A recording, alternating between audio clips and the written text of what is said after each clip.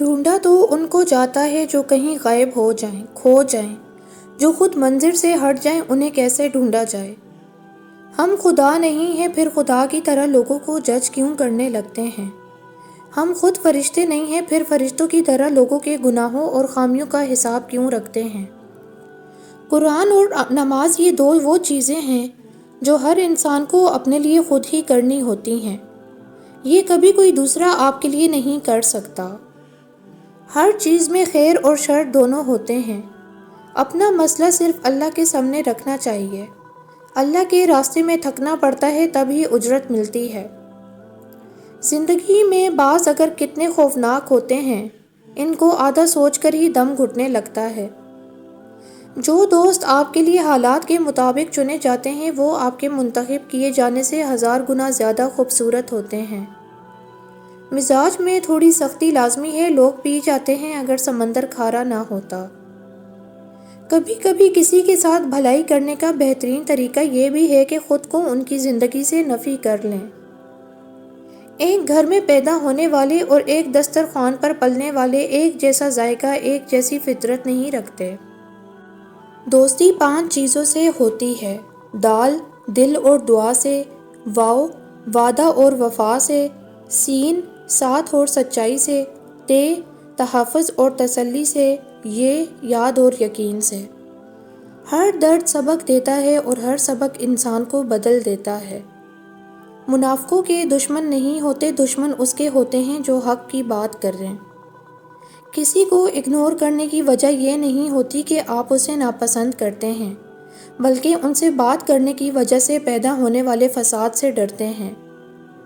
جو کچھ نہیں کر سکتے وہ صرف اور صرف حسد کرتے ہیں، اور پھر وہ اس حد میں کیا کیا نہیں کرتے۔ آپ اپنی قیمت خود مقرر کرتے ہیں۔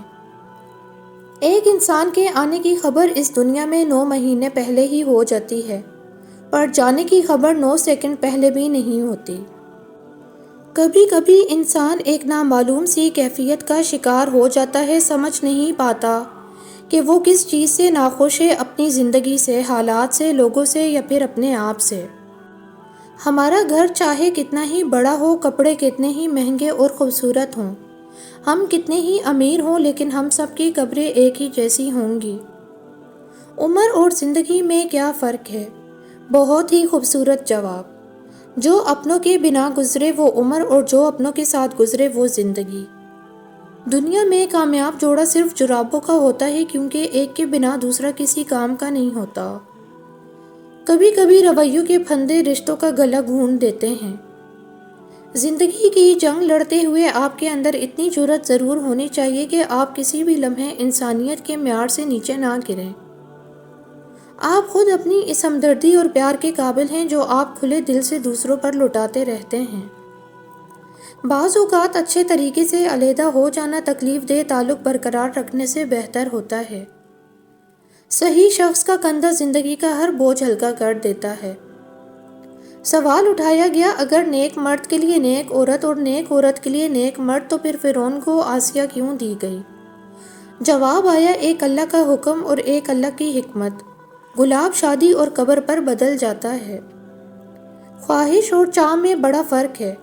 خواہش انسان کو گھمنڈی کر دیتی ہے، چاہ انسان کو مٹی کر دیتی ہے۔ کتنی حسین ہے یہ زندگی، کتنے دلکش، مگر یہ انسان کو بعض اوقات ایسی جگہ پر لے آتی ہے جہاں اس کی خوبصورتی آہستہ آہستہ ختم ہو جاتی ہے۔ زندگی نے یہ سکھایا ہے کہ ہماری خامیوں سے زیادہ ہماری خوبیوں کی وجہ سے ہمیں ناپسند کیا جاتا ہے۔ بیشتر لوگ خود کو بہترین مسلمان ثابت کرنے کے لیے دوسروں کے ہر عیب اور خامی کو دکھانے اور جتانے کی وبا میں مبتلا ہوتے ہیں، اور ان کا اسلام انہیں صرف مقابلہ اور موازنہ سکھاتا ہے، پردہ پوشی نہیں۔ وہ کسی انسان کے حال اور کامیابیوں پر اسے مبارکباد تو دے سکتے ہیں، اس پر رشک بھی کر سکتے ہیں، اسے اپنا دوست کہنے پر فخر بھی کر سکتے ہیں، لیکن اس کے ماضی کے سابقوں اور لاحقوں کو بھلائے بغیر دل آزاری اور دل شکنی ان کے اسلامی گناہوں کی فہرست میں شامل نہیں ہوتے۔ اس دنیا میں کوئی بھی شخص اتنا برا نہیں کہ وہ شیطان ہو، اور کوئی بھی شخص اتنا اچھا نہیں کہ وہ فرشتہ ہو۔ تو درگزر کرنا سیکھیں، محبت کرنا سیکھیں اور معاف کرنا سیکھیں۔ برکت کیا ہے؟ برکت پیسوں کی کثرت میں نہیں ہوتی، بلکہ برکت یہ ہے کہ جو جتنا ہے وہی کافی ہو جانا، مزید کی ضرورت نہ پڑنا۔ برکت یہ ہے کہ مہینہ 2 یا 3 گزر جائیں اور ڈاکٹر کے پاس جانے کی ضرورت نہ پڑے، کیونکہ اللہ نے صحت میں برکت دی ہو۔ برکت یہ ہے کہ تھوڑا کھانا کھاؤ اور سیر ہو جاؤ۔ اپنے آپ سے آگاہ رہنا، اپنی خامیوں کے ساتھ ساتھ اپنی خوبیوں سے بھی آگاہ رہنا اور ان پر مزید بہتری کے لیے کام کرتے رہنا ایک بہترین شخصیت کی نشانی ہے۔ ایک کامیاب انسان ہر وقت اپنے آپ کو جانچتا رہتا ہے۔ گھر کے مکینوں کا آپس میں جو بھی رویہ ہو، مگر باہر والوں کو اس بات کی بھنک نہیں لگنی چاہیے۔ اگر ایسا ہو جائے تو پھر مضبوط بنیادیں بھی کسی کام نہیں آتی۔ اس گھر کا ٹوٹنا مقدر بن جاتا ہے، اس بات کا اندازہ اسے بخوبی ہو گیا تھا۔ توبہ ایسا دروازہ ہے جس میں داخل ہونے پر پرانا انسان باہر چھوڑنا پڑتا ہے۔ جب انسان ایماندار ہو جائے تو ماضی کے گناہوں پر اسے کوئی پکڑ نہیں سکتا۔ اللہ تعالیٰ خود پھر ایسے بندے کا پردہ رکھتا ہے۔ کوئی دکھ تکلیف غم اور پریشانی ہو، کوئی راستہ دکھائی نہ دے تو سب بھول جاؤ، بس اتنا یاد رکھو، حسبنا اللہ و نعم الوکیل۔ ابراہیم علیہ السلام کی طرح اللہ سے دعا مانگا کریں۔ ابراہیم علیہ السلام نے اللہ سے ناممکن چیزیں مانگی تھیں۔ مکہ میں پھل نہیں اگتے تھے، ابراہیم علیہ السلام کی دعا کی وجہ سے پھلوں کی کثرت ہو گئی۔ مکہ بے آباد تھا، ان کی دعا کی وجہ سے اللہ نے مکہ کو مرکز بنا دیا، جہاں جانے کے لیے لوگوں کے دل ہمیشہ مائل رہتے ہیں۔ ہر محلے میں 4 فرقوں کی مسجد بنا کر اور مسلمانوں کو 4 گروہوں میں تقسیم کر لینے کے بعد پھر اسی فرقی مسجد کے منبر پر بیٹھ کر دعا کرتے ہیں کہ اے اللہ امت مسلمہ کو متحد فرما۔ کم ظرف کے ہاتھ عزت دار کا کشکول آ جائے تو وہ اس میں تذلیل ہی ڈالتے ہیں، خیر نہیں۔ زمین پھٹ سکتی ہے، آسمان گر سکتا ہے، قیامت قائم ہو سکتی ہے، لیکن محمد صلی اللہ علیہ وآلہ وسلم کے بعد کوئی نبی نہیں آ سکتا، اور یہی ہمارا ایمان ہے۔ دل الماری ہوتے ہیں اور یادیں ایکسپائرڈ سامان، لیکن ہم انہیں یادداشت کی پرچھتیوں میں اس لیے سنبھال رکھتے ہیں کہ ہم نے ان کی بہت بڑی قیمت ادا کی ہوتی ہے۔